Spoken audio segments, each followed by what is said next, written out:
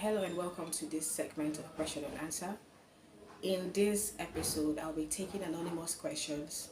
I don't know who sends them, but I'll be doing my best to answer them and give advices as well. Stay with me. The first question goes, I feel like I do not really have a brand. How do I even start showing up as myself without feeling like I am faking it? Sometimes I scroll and wonder, what is even special about me? First of all, I want to believe that scrolling is, in this sense, is social media. Okay, probably the person is scrolling through social media and seeing what other people are doing and wondering what is special about me. Now, on to the brand question. I feel like I do not really have a brand. I want to say this, you have a brand. A brand, in simple terms, is what perception people have about you, what reputation you have of yourself. So you currently have a brand, but the question is, what is it saying? What is the narrative? On different aspects, take note of that. On in the workplace, in how you present yourself, in how you carry yourself. These are all different categories of brand. So you should think about that. What is even special about me? Question. A lot is special about you. And how would you know that? I want you to get a pen and a book and write down the last time you got compliments on anything. Write them down. What was it about that somebody complimented? All of them you've received, put them together and you can then categorize them. Maybe you received a compliment about how you cooked. Maybe you received a compliment about how you look. Maybe you received a compliment about how you do your job. So write all of them down and then begin to. You don't necessarily need to remember who said it. You can if you remember, or you can if you want to, but categorize them into different segments, into different categories, and look at the common thing among those segments. Which one received the highest compliment? That is a cue to know. That is a cue to knowing what is special about you. Then you sit down and look yourself in the mirror. Very important. Look at yourself.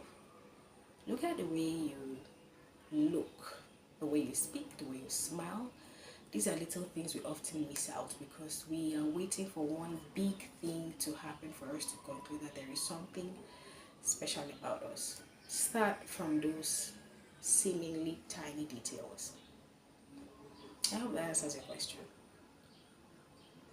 Second question, how do I approach people at social gatherings without sounding desperate or like I am begging for attention? And also, keep their attention. I want to be one of those good conversationalist people. Okay, this person is saying, first of all, how do they approach people without sounding desperate or like they are needy for attention? And also, how do they keep their attention? And how can they be a good conversationalist? This should be coming from someone who is introverted or not just that outgoing person. If you want to approach people, first of all, you must have a clue of what you want to discuss with them.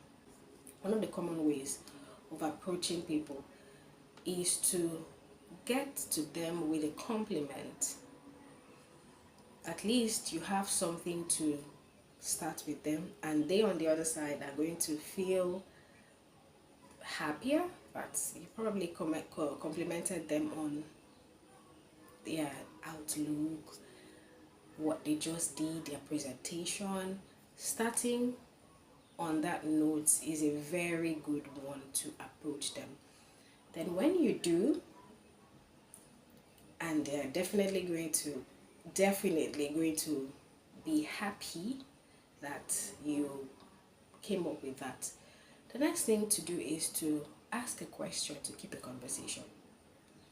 Ask a question about them. People love to talk about themselves. So you could ask, maybe it was a presentation that you loved.